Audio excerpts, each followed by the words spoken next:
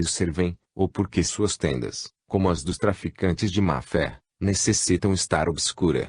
Sejamos, pois, prudentes e enxerguemos claro, nós que desejamos para a humanidade nobres destinos, abramos os olhos dos cegos e registremos em sua companhia, levando a ciência como lume, as tendas dos traficantes religiosos. A seita ultramontana faz guerra à civilização em nome do cristianismo, e a Internacional Cristã lhe compete demonstrar que as doutrinas e práticas ultramontanas constituem o polo oposto da pregação e das práticas recomendadas por Cristo. Esta demonstração é bem simples, não é necessário apelar a grandes recursos, bastará abrir o Evangelho em qualquer de suas páginas e comparar com a mansidão e as repreensões de amor de Jesus o desenfreado orgulho, a intolerância e o amor dos sectários que pomposamente se gabam de ser os únicos e infalíveis intérpretes de Deus.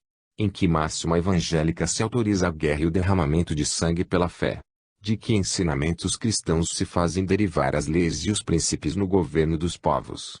De onde estabeleceu Jesus que a água e as mãos erguidas para o céu e os golpes sobre o peito, e as formas externas do culto, e a oração retribuída, fossem condições essenciais de salvação e progresso espiritual? Porventura autorizou com seu exemplo ou com seu verbo fausto as riquezas dos ministros da palavra?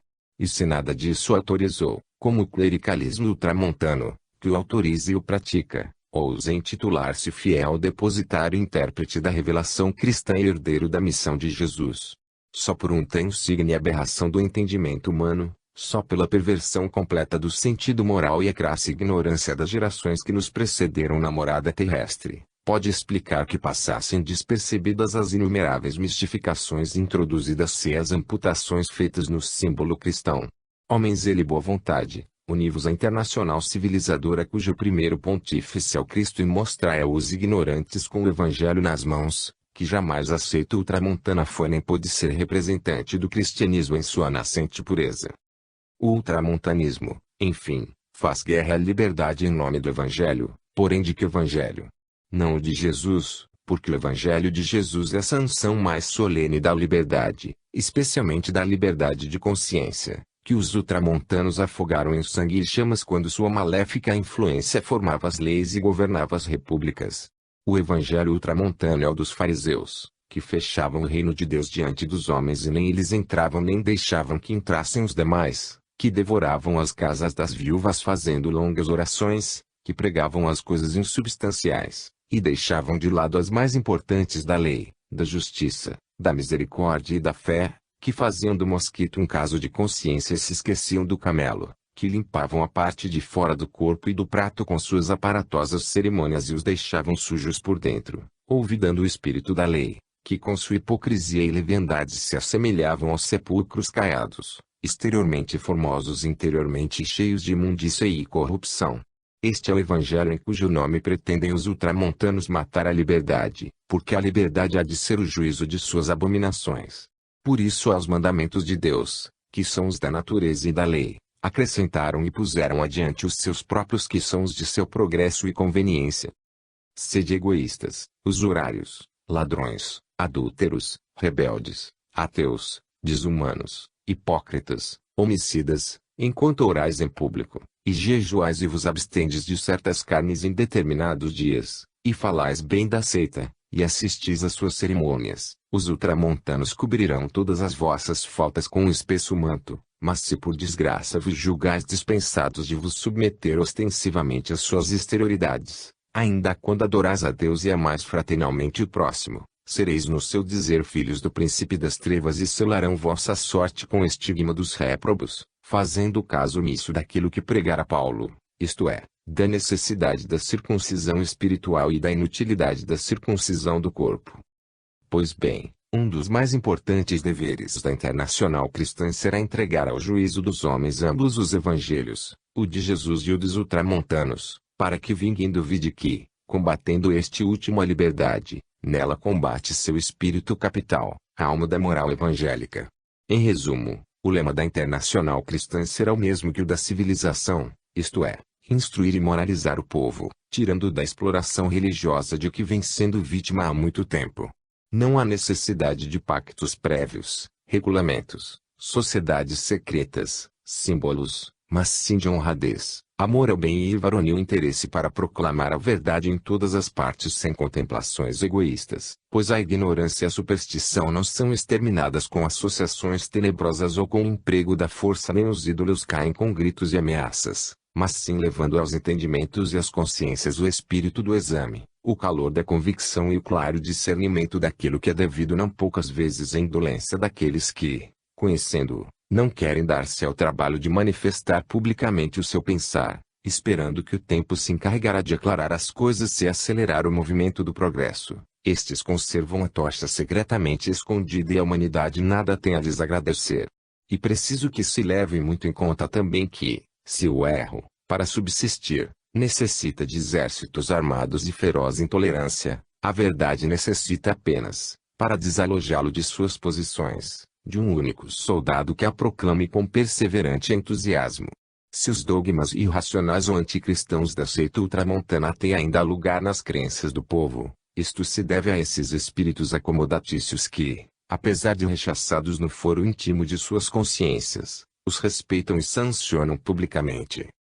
A total falta de escrúpulo dos falsários religiosos que deturparam o verdadeiro sentido do cristianismo, que converteram o templo em mercado e a religião em mercadoria, opomos a dignidade e o nobre desígnio dos espíritos honrados e independentes, amantes da justiça, resolvidos a pregá-la como lei única de perfectibilidade, no seio da família, nas ruas e nas praças, nas escolas e ateneus, onde quer que haja uma consciência que possa aproveitar esta saudável doutrina.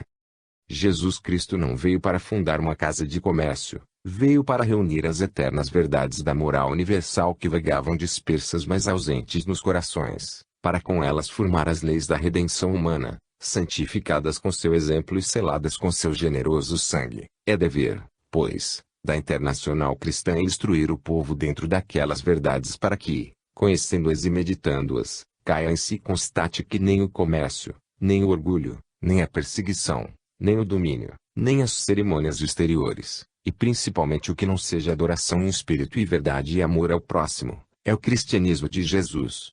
Todo aquele que recebe uma moeda falsa, que a denuncie e a rechace, agir de outra maneira é contribuir para que o povo a tome por ouro ou prata. Aquele que reputa anticristão o mercantilismo religioso, e não obstante o fomenta com seu óbolo, assim como aquele que conceitua insubstâncias as cerimônias da seita ultramontana e não obstante a elas se associa, um e outros são falsificadores da verdade e por conseguinte alimentam a mentira que, sem sua adesão, talvez não subsistisse.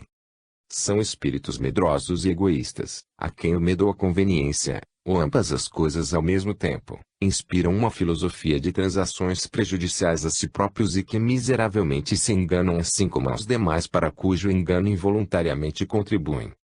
A crise religiosa é um fato de nossos dias. A ideia cristã, depois de uma laboriosa germinação de 19 séculos no seio da humanidade, está próxima de mostrar-se ao mundo em todo o seu brilho e esplendor, em toda a sua fecundidade e pureza original.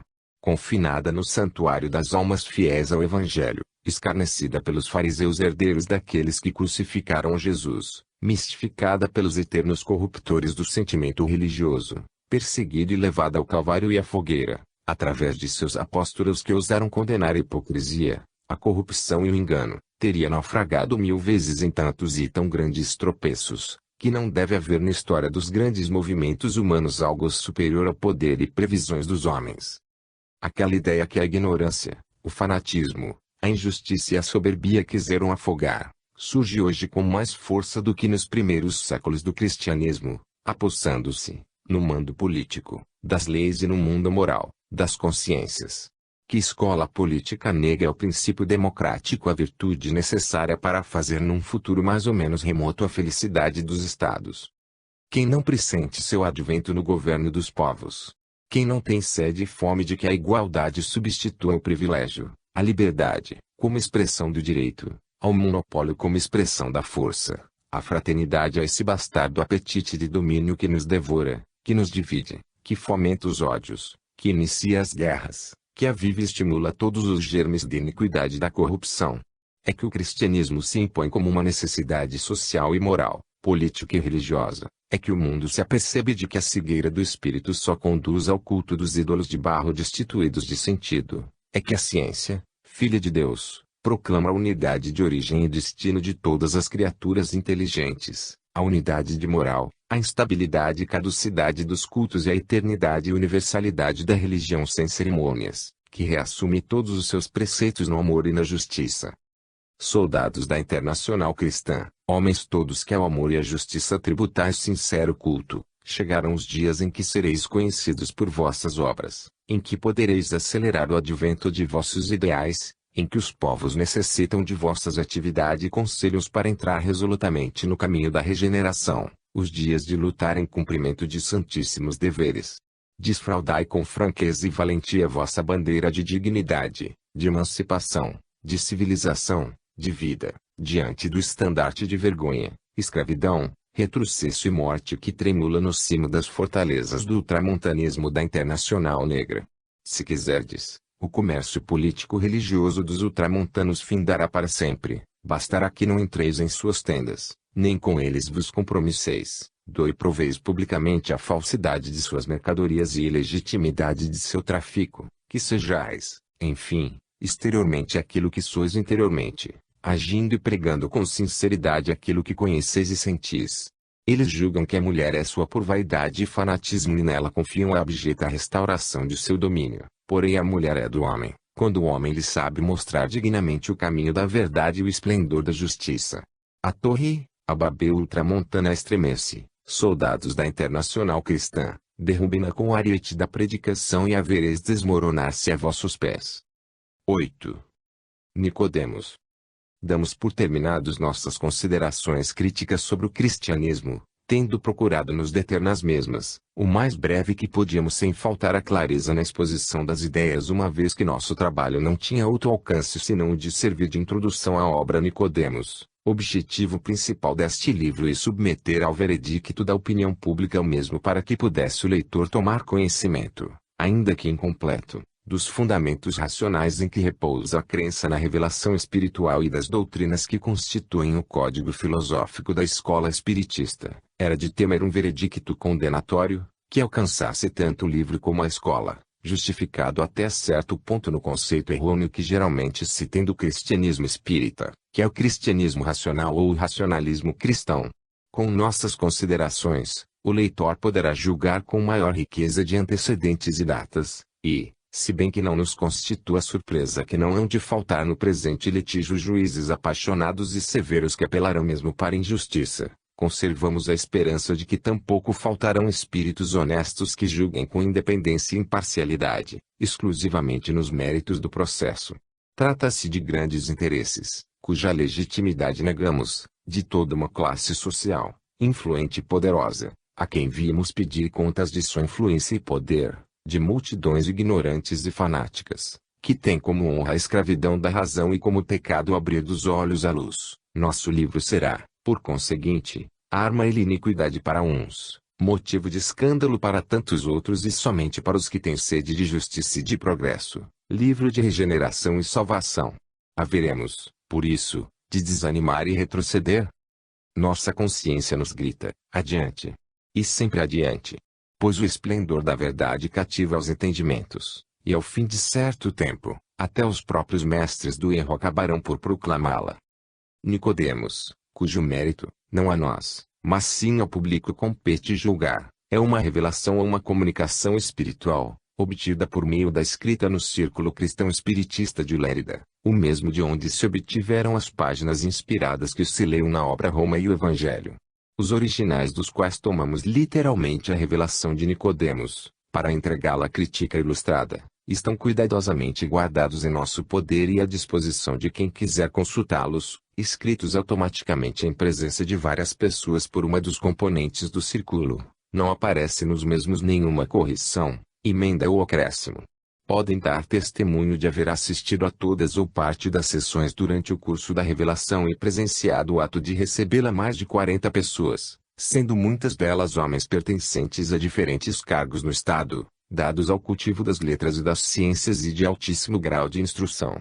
Suscitavam às vezes dúvidas e animadas controvérsias sobre pontos da revelação no ato de recebê-la, mas logo em seguida as dificuldades eram esclarecidas e as dúvidas desvanecidas pelo Espírito, sempre com a correção e fluidez de linguagem e a mesma elevação de conceitos que os outros trechos inspirados, o que teria bastado para apagar toda a suspeita de preparação anterior por parte do indivíduo que escrevia e servia de instrumento com sua pena ao ser espiritual.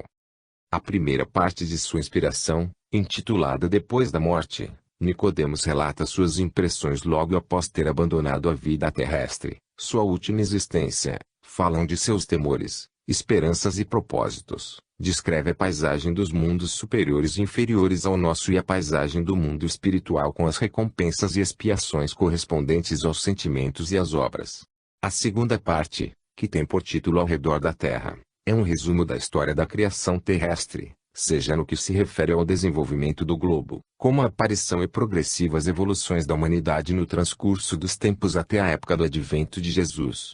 A esta segunda parte, adicionamos as revelações do evangelista João, referentes ao movimento e vicissitudes da Igreja desde Jesus até nossos dias, fragmento da luminosa revelação que, subscrita por João e Lamennais, veio à luz nas páginas de Roma e o Evangelho, deixando dessa maneira completa em linhas gerais a história da humanidade terrestre desde o princípio até hoje.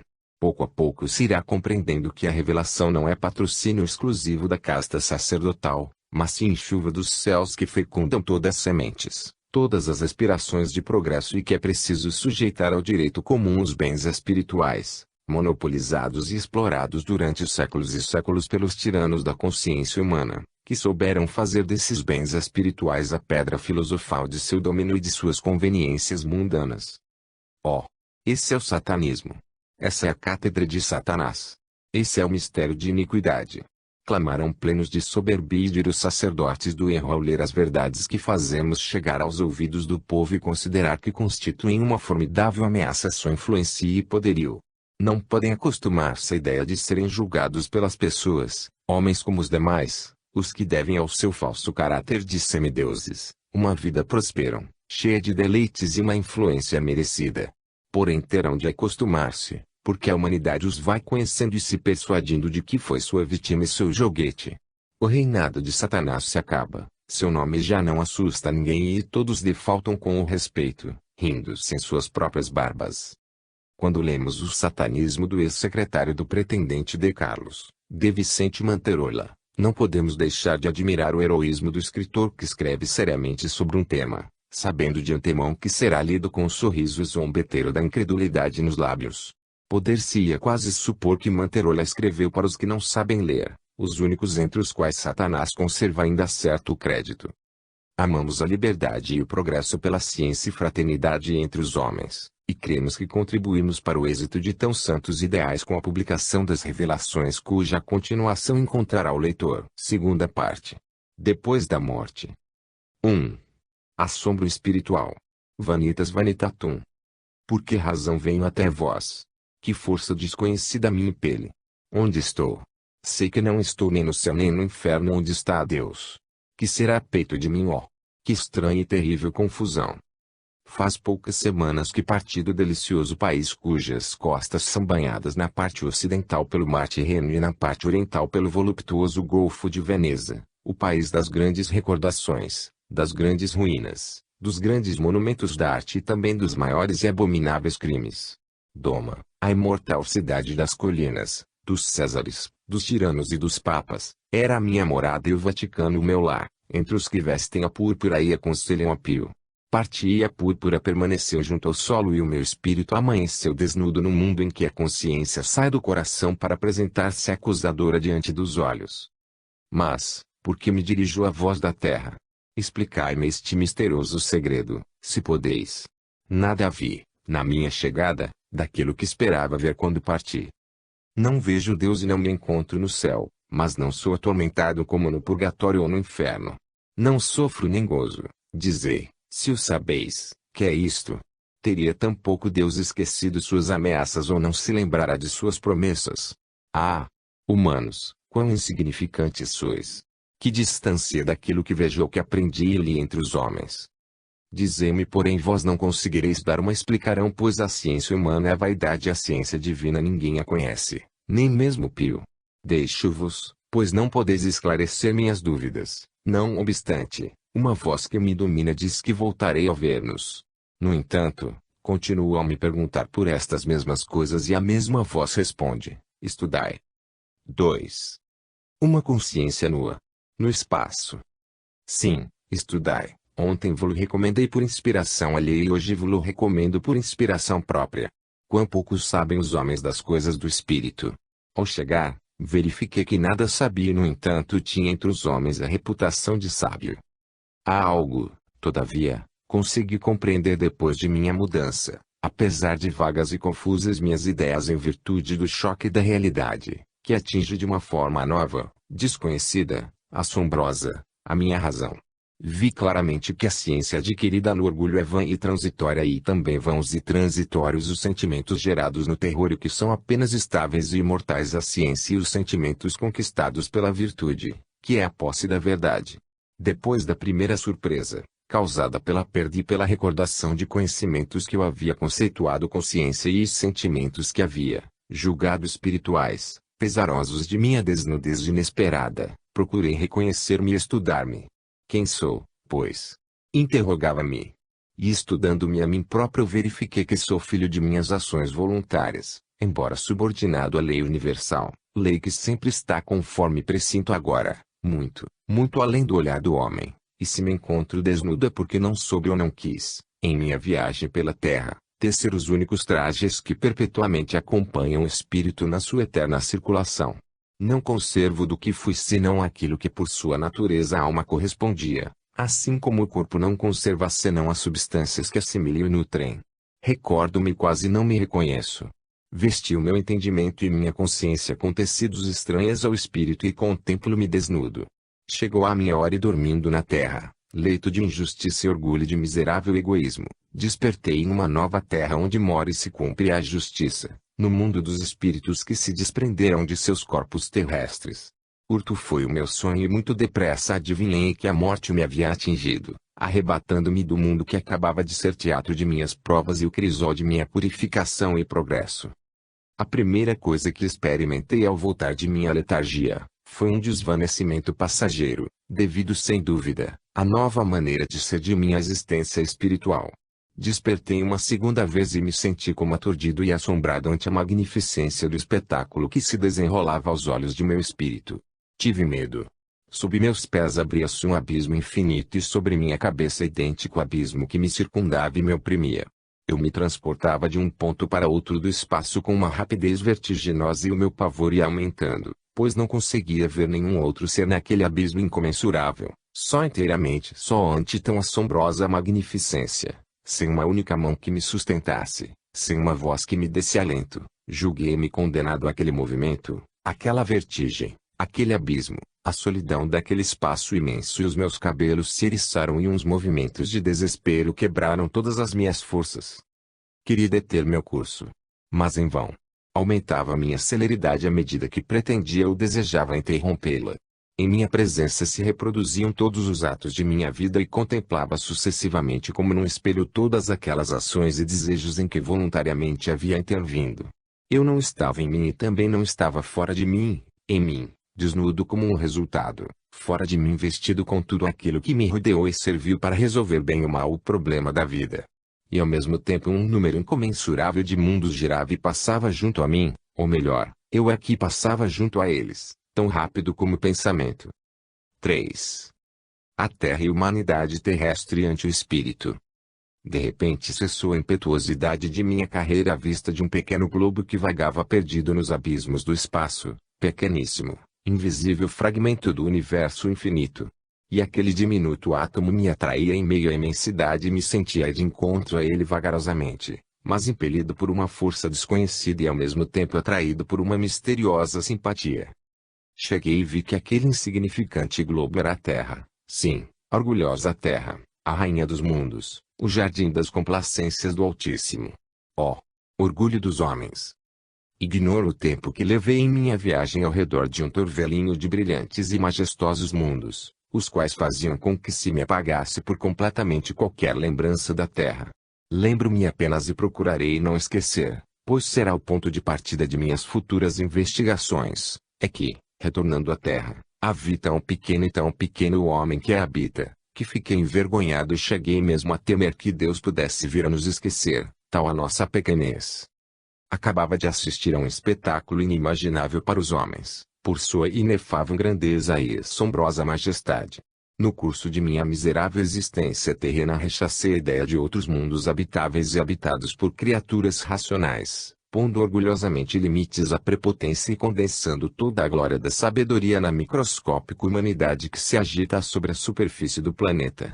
Havia lido alguns dos alemães, franceses e meus compatriotas acerca da realidade de outros mundos e famílias humanas além da nossa humanidade e de nosso mundo, porém reputei aquelas afirmações como loucuras concebidas dentro da soberbia dos homens, sem jamais pensar que a soberbia pudesse estar, isto sim, em meu egoísta exclusivismo.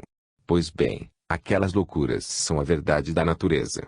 Tiveram razão aqueles filósofos antigos que pressentiram a verdadeira criação científica, a imensa criação digna do ser dos seres, e fixaram os primeiros olhares para o descobrimento final da verdade. E razão tinham meus contemporâneos de um e outro lado dos Alpes ao afirmar que a Terra não é senão um ponto da etapa no caminho da peregrinação das almas e o conjunto de seus fugazes moradores uma pequeníssima fração, o átomo, se assim me for permitido expressar, da família universal. Expressão a mais sublime, infinita, talvez, do pensamento de Deus. Ante a rápida e inesperada contemplação, quase inconsciente, das maravilhas universais, senti-me confundido e humilhado. Por que não hei de vos dizer a verdade? Linha presunçosa ciência se referia inteiramente à Terra e às suas criaturas e agora verifico que esta Terra é uma miserável ilhota, separada do continente da felicidade e da paz. Lugar de expiação e de desterro onde não se respiram nem as balsâmicas auras do amor puro, nem se percebem os suaves conceitos da sabedoria, nem brilham os raios da luz da verdade, nem caem as benéficas chuvas da esperança e da fé. E choro por meu orgulho, e pelo orgulho que contribuí para cimentar entre os desterrados da terra. E choro por minha ciência, e pela ciência que pretende ser absoluta dentro do relativo e da sucessão, não sendo senão ignorância e vaidade. E choro por minha religião e pela religião dos homens que erguem altares ao seu egoísmo, e deificando seus semelhantes se separam cada dia mais da adoração ao Ser Supremo. E choro, por último, porque vi de certa forma e até certo ponto a escala divina do progresso e eu, e vós todos da terra, estamos ainda no princípio do princípio.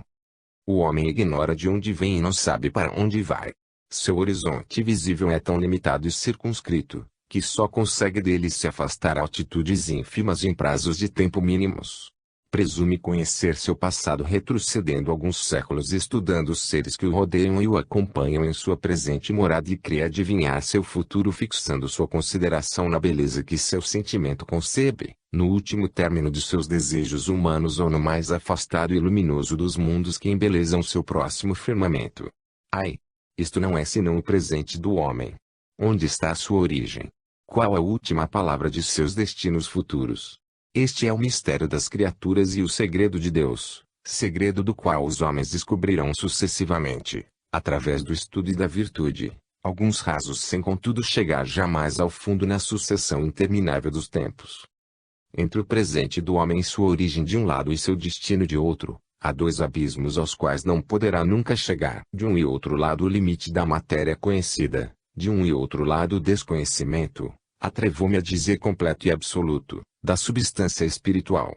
É indubitável que o homem, em cada uma de suas evoluções, alargue o horizonte visível de seu espírito, que quanto maiores forem seu aperfeiçoamento e sua pureza, mais dominará e mais esclarecimento obterá pelas vias de seu porvir e de seu passado. Mais claro é o seu pressentimento daquilo que será e mais extensa e fiel sua intuição daquilo que foi, porém, daí ao perfeito conhecimento de seu ponto de partida e do término de sua viagem, há a mesma distância, em meu entender, daqui do finito ao infinito.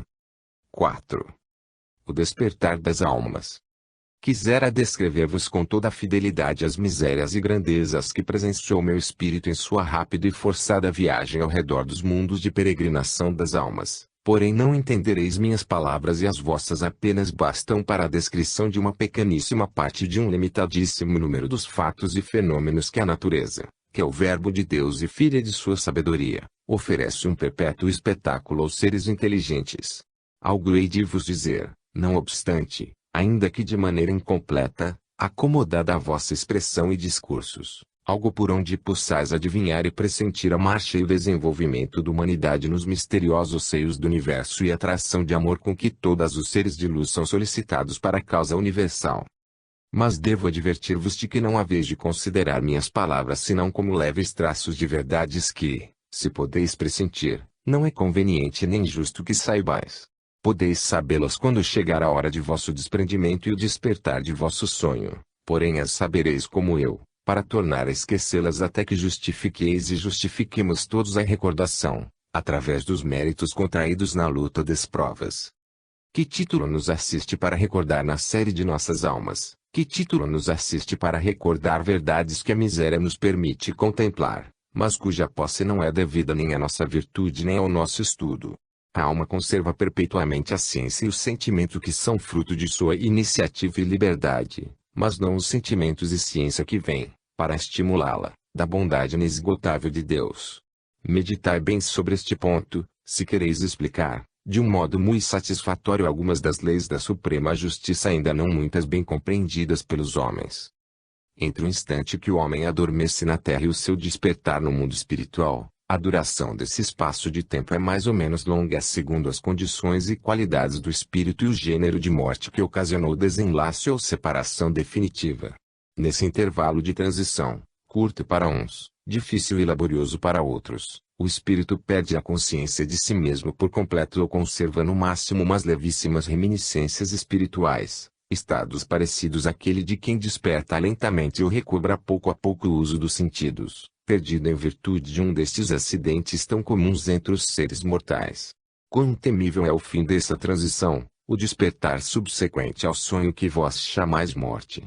O frio, a dúvida, o temor, a recordação sucessiva de todas as faltas voluntárias da vida corporal, vão penetrando e ocupando o ânimo, oferecendo ao espírito sua própria imagem em contemplação, imagem nua de todo véu que pudesse ocultar a mais ligeira mancha, a menor deformidade. Que fará o espírito na presença de si mesmo e nada mais do que de si mesmo? Se pretende cerrar os olhos, impossível. Porque os olhos do espírito na vida espiritual jamais se fecham. Se pretende ouvir, em vão. Está só na imensidão e na imensidão como é possível ouvir? Sua imagem, sua acusadora imagem o persegue. A imensidão é um espelho puríssimo e todos seus atos voluntários se reproduzem ali, naquele espelho fiel, para acusá-lo ou consolá-lo. Não é possível um esquecimento nem a miserável fuga ao despertar na região das almas. O espírito, na presença de si mesmo, vê-se forçado a contemplar-se, primeiro para se reconhecer e depois para sofrer ou gozar até sua futura prova ou próxima elevação. 5. Em torno do meu cadáver, os afetos da terra.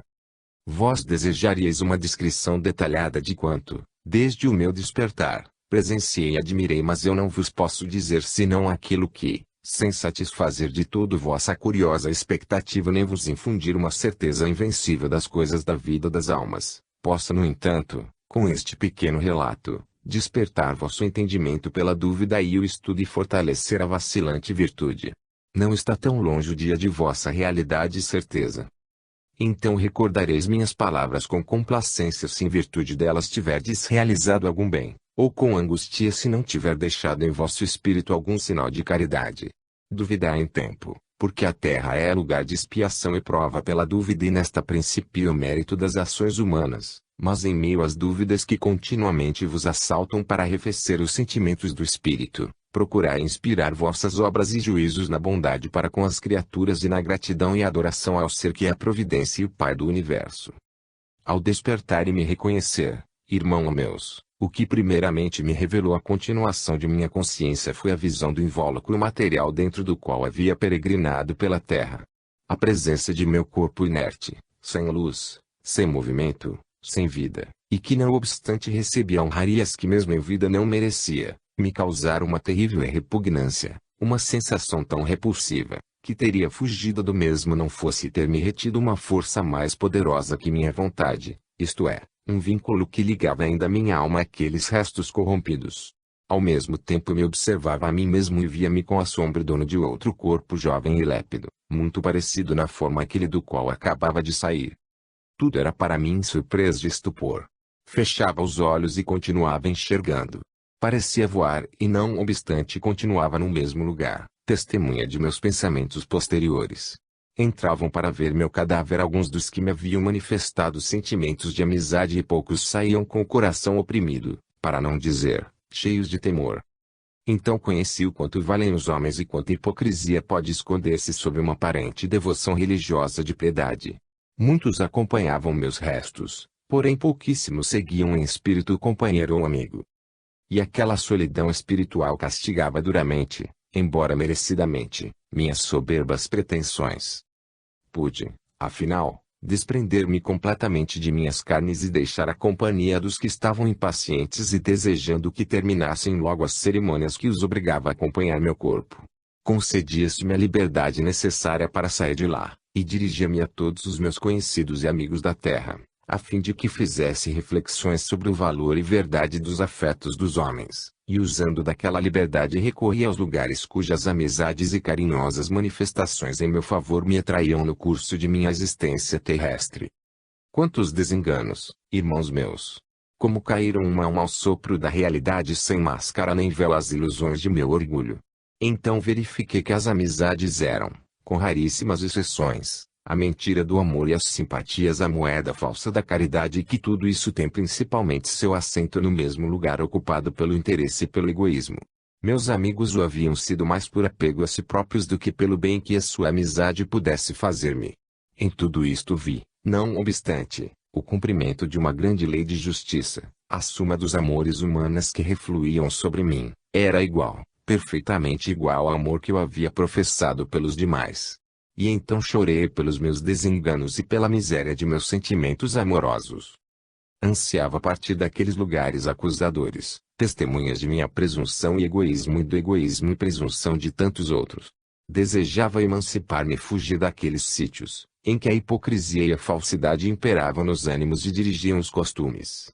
Vi o coração alheio e tinha meu próprio coração ante os olhos do meu espírito. E mesmo sem ignorar que os homens não podiam já ler o segredo de meus sentimentos, a vergonha tomava conta de mim. Estava só, apenas só com minha consciência. Eu a ninguém via ao meu redor, sentia-me, isto sim, confundido e arrasado, nem mais nem menos, sobre meus erros e impurezas caia o olhar de inumeráveis criaturas inteligentes e puríssimas. Foge, foge de ti! Gritava-me o remorso, porém, ao fugir, a mesmo remorso me reproduzia pela 100ª vez o quadro de meus erros. Mas não estava na lei que aquele tormento fosse eterno. Formou-se pouco a pouco em torno de mim como que uma nuvem tênue, que começando por ser transparente acabou por deixar-me numa obscuridade quase completa.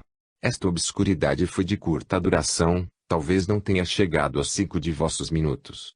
Paulatinamente também se dissolveu e desapareceu a nuvem que me envolvia, vendo-me de novo livre das trevas e envolto agradavelmente na luz do universo. Porém, ó assombro! Ó, admiração minha! Quando me julgava na mais perfeita imobilidade durante aquele intervalo de absoluto isolamento, verifiquei, ao dissolver-se a nuvem, que me encontrava a uma distância incalculável daquele que acabava de ser o lugar de expiação e castigo de meu orgulho e sentimento de egoísmo. Não apenas me havia alijado sem o sentir de meus amigos e daquelas pessoas de quem a vida receberá manifestações de afeto, mas também a mesma terra havia desaparecido, sem que pudesse conhecê-la nem adivinhá-la em nenhum dos infinitos pontos luminosos que cintilavam na profundidade e em todas as direções. Então foi quando me senti terror naquela solidão e pela vertiginosa rapidez involuntária viagem. Julgava-me seguro, vos havia dito. Condenado àquele movimento, àquela vertigem, àquela impotente solidão. 6. Mundos regeneradores, corpo espiritual, harmonias de luz. Sabeis a velocidade com que anda a luz de vosso sol, desse pequeno astro que aparece a vossos olhos como o pai dos astros. Pois essa velocidade é nada em comparação a que voava eu através dos insondáveis espaços. Não voava, vagava no éter, de uma maneira que não sei explicar nem vós saberíeis compreender. Transportava-me de um a outro ponto com a medida do pensamento e da vontade, porém de uma vontade inconsciente, fatal.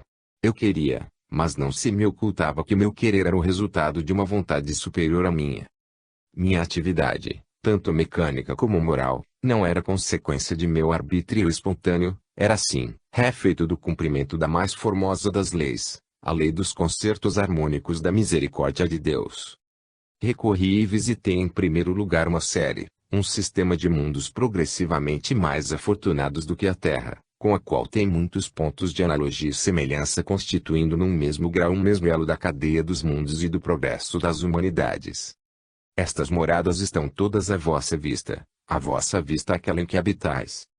Seus moradores se diferenciam um pouco de vós no que se refere ao organismo e às condições com que nos mesmos a vida se manifesta e as formas de que se revestem. Alguma formosura maior nos corpos e certa perfeição superior nos sentidos os distinguem, porém não há diferença essencial que os diferenciem de vós. Quanto à sua cultura espiritual e desenvolvimento de sua inteligência e sentimento, eu vos direi assim como está que o roubo, a mentira e o crime são apenas conhecidos naquele que ocupa o ponto culminante da série. Neste último, os homens que entre vós constituem exceção por seu saber e virtudes, formam a imensa maioria, carecendo mesmo de leis escritas e de códigos para o bem-estar dentro do regime social, pois os mesmos não lhes são necessários. A escrita não tem ali outra aplicação senão a cultura das ciências, generalizadas em todas as classes, se assim que podemos denominar as diferentes e harmoniosas hierarquias naquele mundo estabelecidas. Não sei se me compreendereis ou se saberei expressar meu pensamento. A cada ascensão meu corpo espiritual se modificava e se transformava, tornando-se diáfano e ganhando em beleza e esplendor. Porém estas modificações, longe de comprazer-me e proporcionar bem-estar, constituíam para minha alma motivo de sofrimento e de vergonha. Toda aquela beleza exterior correspondia a uma pureza e virtude interiores de que carecia meu espírito, representada pelo remorso e pela lembrança da grande distância que havia entre aquilo que sou e o que poderia ter sido com alguns esforços de adoração e amor. Imaginai o que se passará no íntimo de um miserável escravo quando, tendo que chegar à presença de um príncipe da terra, cobre seu corpo com tecidos e roupagens estranhos às suas condições e caráter, e tereis então uma leve ideia de meu aturdimento. Eu não era escravo por minha pobreza de méritos e virtudes, porém, chamado a visitar em moradas de magnificência e de luz, não me era permitido fazê-lo senão vestido de boda. A roupagem não era adequada, mas era devida simplesmente à infinita bondade do Senhor, que me havia chamado para vislumbrar aquelas suntuosas e maravilhosas harmonias. A beleza de meu corpo espiritual, da mesma forma que minha confusão e vergonha aumentavam cada vez mais conforme visitava outras moradas mais venturosas, das quais vos falarei se me for permitido, no curso de minhas revelações. Quanto maiores eram a claridade e a formosura de meu corpo, mais contrastava a fealdade das misérias de meu espírito. Bem que teria desejado ocultar a meus olhos e a minha consciência aquele esplendor imerecido emprestado, e aos olhos das bem-aventuradas criaturas que parecia sentir pousado sobre a minha pessoa, mas a minha vontade era vã e não podia velar aquela luz nem me subtrair as justas censuras que suscitava meu passado. Em medida que me elevava, mais humilhado e abatido me sentia. Era um desgraçado no seio da felicidade, uma ave que bate suas asas numa região pura e tranquila, mas levando cravada em suas entranhas uma flecha cruel. A luz que inunda os montes e planícies dos mundos que ligeiramente descrevia é muito mais pura que a do sol que alegra vossos olhos e faz brotar o consolo e esperança em vosso ânimo. Ao lado daquela luz, a de vosso mundo é treva, e a dos mundos imediatamente superiores, pálidos crepúsculos precursores da aurora. Oh, que harmonias, Deus meu, Pai, Rei e Autor da beleza, da harmonia universal! A luz que dá colorido e vivifica aos corpos guarda sempre perfeita conformidade e paralelismo com a que emana das almas por reflexo daquela que nasce da virtude do Altíssimo. A de vosso sol corresponde à luz espiritual que a terra irradia no seio da criação inteligente e a que ilumina as aprazíveis regiões onde habitam os seres que pela virtude resplandecem, guarda encantadora semelhança com a que desprendem o pensamento e a vontade daqueles ditosos seres. Por isso os espíritos puros chamam a terra de mundo das trevas e vós com toda a propriedade, mundos e espíritos de luz as moradas dos espíritos puros e seus felizes moradores. Meu Deus, meu Pai e Pai de meus irmãos! Eu vi um formosíssimo clarão de vosso inefável amor. Ouvi hinos de adoração e cânticos de caridade, suaves como o beijo da virtude e doces como o divino fruto que presinto na mesa celestial dos espíritos perfeitos, que são por seus merecimentos vossos filhos primogênitos. Ao ver e ouvir aqueles suavíssimos concertos, sofria e sofria de uma maneira imponderável, porque o remorso me lançava ao rosto minhas impurezas e meu egoísmo. Não obstante, graças, meu Deus. Graças ainda pelo mesmo remorso que veio despertar meus tardios propósitos. Bem sei que não é minha aquela felicidade vislumbrada e que passarão talvez séculos e séculos antes que minha alma conquiste, porém sei também que chegará o dia de minha elevação quando serei também admitido à mesa das bodas. 7. Mundos venturosos. Perdi de vista os mundos de provas, sendo levado a admirar a sábia economia do universo e extasiar-me ante a magnificência da glória do Criador num torvelinho de esferas celestiais, cujos felizes moradores vivem em recíproca comunicação e inteligência, por meios simples, ainda que para vós inconcebíveis, apesar das enormes distâncias que dividem e separam as suas moradas umas das outras, primeira cidade triunfante na extensão das cidades de Deus. Neste momento recordo aquelas visões à maneira de um sonho de felicidade vislumbrada e prometida. Estas brilhantes habitações da virtude e do amor, estes tranquilos templos de caridade, iluminados pelos puríssimos eflúvios do sol da providência, fulgores do entendimento divino, flutuam longe, muito distantes de vosso curioso ou indiferente olhar, pois a potência de vossos olhos está em relação com o poder de vosso espírito e não vos é dado alcançar com a vista até onde podeis aspirar pela eficácia de vossos sentimentos e a virtude de vossas obras. Lá não são conhecidos nem os perigos e debilidades de uma infância laboriosa, nem a velhice e as enfermidades do corpo. Homem nasce envolto num organismo sem complexidades e com uma inteligência e uma consciência varonis, capazes, desde os primeiros instantes, de admirar os sábios portentos do universo e sentir as belezas da virtude e conceber as legítimas aspirações até a perfeição e até Deus através da prática do amor e do estudo constante das maravilhas naturais. Ditosa criatura, venturoso ser o que mora nas regiões de que vos falo.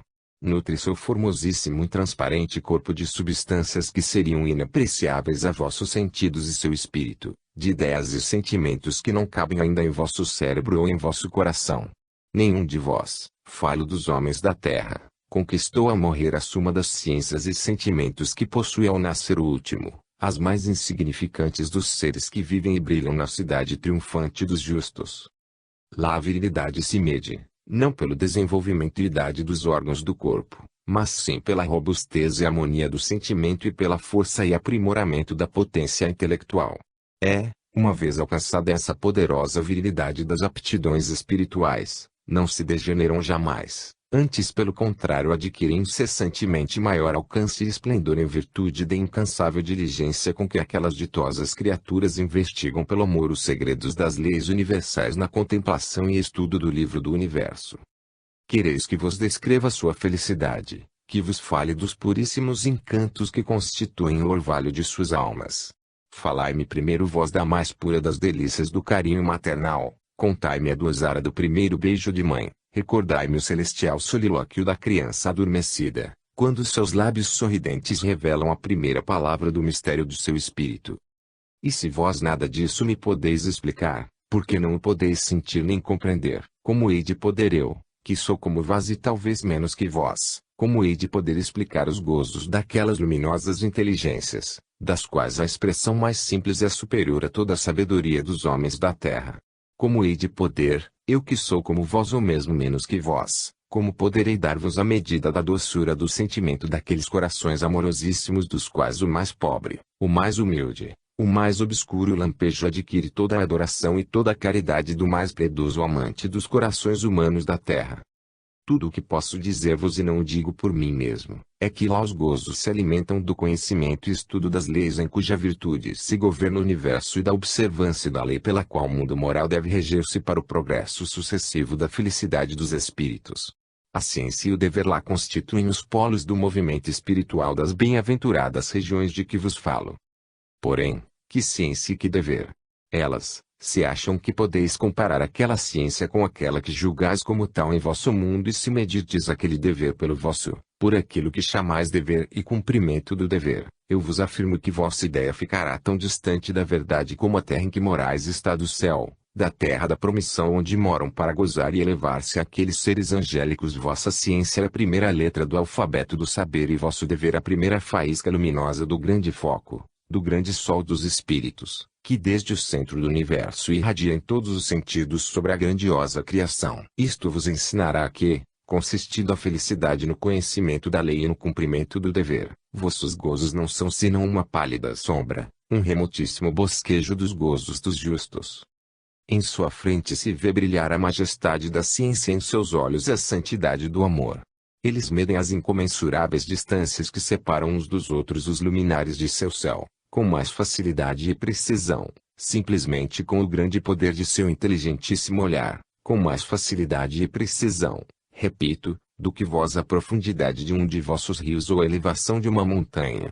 Vós formais sucessivamente os números por adição, pois não cabe em vossa mente a agrupação clara e distinta de uma dezena de unidades, e eles veem com toda a clareza e distinção os agregados de milhares e milhões. Assim possui uma ordem de ideias que superiores a toda a concepção dos homens da terra. Sua linguagem, não menos rica e expressiva do que sintética, não contém uma palavra desnecessária, porém falam com mais frequência por visão ou transmissão intelectual. Conhecem desde o nascimento e com toda a perfeição a escrita em todas as suas manifestações e desenvolvimentos, não obstante jamais a empregam. É um meio de comunicação e ensino grosseiro e primitivo, do qual não tem a menor necessidade.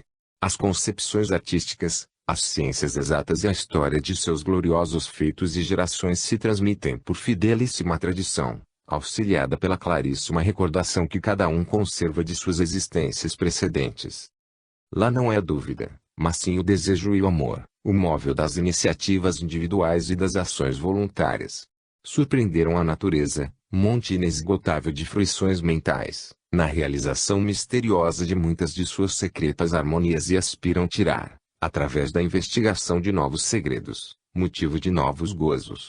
Conseguiram vislumbrar as leis imediatas pelas quais se produzem e realizam quantidade infinita de conceitos naturais que permitem de certo modo entrever a divina economia que preside a criação e desejam conhecer com mais perfeição aquelas leis para elevar-se no estudo de obras superiores que, aclarando mais e mais os horizontes da inteligência, do sentimento e da vida, permitam conjecturar com acerto e ordem a inefável sabedoria do autor da vida, do sentimento e de toda a força inteligente. E neste assíduo e proveitoso estudo, à medida que conquistam noções mais claras e profundas do universo e de suas leis, maior é a sua compreensão do sumo legislador e mais profundo seu amor e agradecimentos ao Todo-Poderoso. Lá a adoração e o amor ao próximo não são como entre vós imposições do dever, são convicções e sentimentos inatos, conquistados numa larga série de existências consagradas à depuração e progresso pelo cumprimento, egoísta primeiro e generoso depois, dos deveres naturais.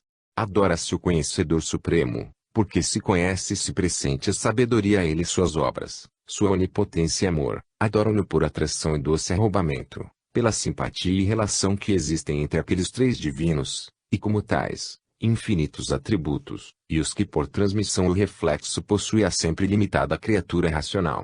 Como não bem dizer e adorar a infinita perfeição, sabendo, como sabem, que nela residem fundamentalmente o poder, a sabedoria e a bondade, que é o amor, trindade atributiva, causa de todas as perfeições relativas e da qual partem em todas as direções as benéficas influências que alentam, vivificam e levam a felicidade até os mais obscuros confins do universo. Lá o amor ao próximo não é uma abstração, uma bela teoria sem aplicação real na prática. Ama-se o irmão como se adora a Deus, em espírito e em verdade. O amor, sem ser interessado, é uma exigência da felicidade própria, e como as doçuras da felicidade são apreciadas em seu justo valor, não há quem possa resistir à sua atração celestial menosprezando as leis que a desenvolvem e fomentam. Ama-se em espírito, porque o amor sob elas entranhas a mente, diferentemente daquilo que se passa na terra, onde desce da mente as entranhas. Da mesma forma, ama-se em verdade, porque as obras e as palavras de amor, diferentemente daquilo a que se está acostumado entre os homens, são o reflexo fiel dos sentimentos do espírito. Se agora me perguntais se lá se sente ou se pratica o divino preceito de adoração e amor em toda a sua perfeição e pureza, eu vos direi, Aquele divino preceito é a fórmula eterna de felicidade pelo dever e do progresso que se há de realizar nas criaturas até a consumação eternamente remota das obras do poder e da vontade de Deus. Lá se adora o sumo bem, em relação com a ideia que se tem de sua magnificência, poder e sabedoria, e ama-se aos seres irmãos e em geral, com aquele amor que vós professais aos vossos pais, filhos e irmãos de sangue. Amar a Deus sobre todas as coisas e ao próximo como a ti mesmo é o dever absoluto, como emanado de Deus, que se cumprirá e praticará em crescente progresso pelos seres inteligentes relativos dentro do relativo e da sucessão eterna. E o término de uma perfeição que não há de ter fim. E complemento, ou melhor, a ideia absoluta da felicidade, que é a felicidade própria, Deus próprio. Lá, por último, o trabalho, o estudo e a caridade se exercitam e depuram durante uma vida de grande, enorme duração, figura da eternidade de puros gozos, de celestiais fruições que aguardam o espírito em sua imediata e próxima elevação. O término da vida chega naquelas afortunadas regiões sem violência, dor e sem tristes definhamentos. O ancião sente, ao chegar sua hora, uma espécie de suave e atrativa sonolência e cerra suavemente os olhos ao transpor o horizonte um dos sóis que enviam seus formosos raios e seu calor àquela terra prometida. A morte, que lá não se chama morte, pois ninguém ignora que se trata do início de uma vida mais feliz, aparece como o mais tranquilo de vossos sonhos. O espírito parte radiante de amor no momento dos crepúsculos, no ocaso do mais esplendoroso das luminares daquela bem-aventurada estação, ao mesmo tempo em que o corpo se dissolve e desaparece no pó de ouro do ambiente. 8. Porta coeli, hei de nascer de novo. Com amargura deixei aqueles afortunados lugares e agindo em mim a mesma força oculta que me vinha dominando desde o instante de minha morte, fui transportado e levado a regiões mais luminosas ainda, aonde meu corpo espiritual ia progressivamente adquirindo uma beleza e um resplendor que me deslumbravam e me aturdiam.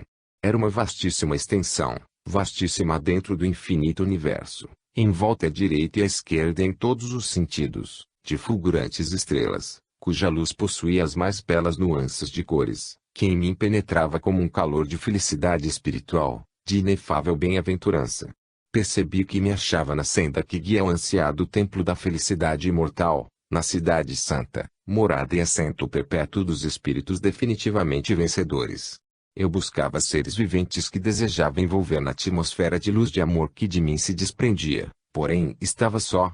E a ninguém conseguia comunicar aquele amor, que não era meu, como não eram minhas a luz e a beleza de meu corpo, mas sim reflexo de luz, da beleza e do amor daqueles santos lugares. E isso era para mim remorso e tortura. Uma arrebatadora harmonia acariciava todo o meu ser e em mim se produziam os ecos de 1000 vozes angélicas, melodias indefiníveis pela sua suavidade, hinos de adoração, de felicidade e amor, música puríssima que suavemente ressoa no atrium da celestial Jerusalém, coros inefáveis com que são recebidos nas portas da cidade os espíritos que cingem o laurel e ostentam à sua direita a palma do triunfo sobre as concupiscências humanas e na medida que meus pés deslizavam através daquela venturosa região, senda das quase divinas fruições e me aproximava do santuário da caridade do Pai, aumentava a formosura dos sóis, eram mais suaves as brisas, mais puros e agradáveis os aromas, e se tornavam mais claros e distintos os sons da música executada pelos filhos prediletos do Altíssimo. Aquilo era uma torrente de harmonias, um oceano de felicidade e de santo amor. Vi, por fim, bem ao longe, grupo de nuvens de neve e ouro, que ocultavam aos meus olhos a porta do sagrado recinto dos mistérios, guardada pela verdade e pela virtude. Como vos descrever a majestade e a beleza daquela visão? Compreendi que não me era permitido ir mais adiante. Um pressentimento singular, uma indecifrável simpatia atraía para aquela direção os olhos de minha alma. Foi quando ouvi uma voz conhecida, e o rosto divinamente perfeito apareceu. Já o sabes, disse-me a majestosa voz, ninguém pode entrar no reino de Deus, senão aquele que não nascer de novo. Lembras-te de minhas palavras? Era Jesus. Caí absorto e deslumbrado no próprio pórtico do templo da felicidade imortal. A fortíssima luz que irradiava o divino semblante do Mestre me havia cevado e em vão pretender a meu espírito ver outra coisa sua e não fossem seus erros passados e seus extravios e rebeldias. É preciso nascer outra vez. Estas palavras pesavam sobre minha alma e eram ao mesmo tempo seu remorso e sua esperança. 18 séculos haviam transcorrido desde que as ouvira dos lábios do Salvador e em espírito me havia rebelado então contra o renascimento, sendo mestre em Israel e mais recentemente sendo mestre nos conselhos infalíveis dos pontífices. A pertinaz rebelião de minhas pretensões orgulhosas e de minha soberbia fez com que me perdesse primeiro em Israel e depois em Roma. Naquela julguei torpemente que os doutores e sábios da Escritura haveriam de ser depois da morte os preferidos e os íntimos do Deus de Judá e da casa de Davi. Nesta eu me havia considerado tão acima do vulgo dos mortais que me julgava com direito de sentar-me com os apóstolos e Jesus à direita do Pai e ser objeto de admiração das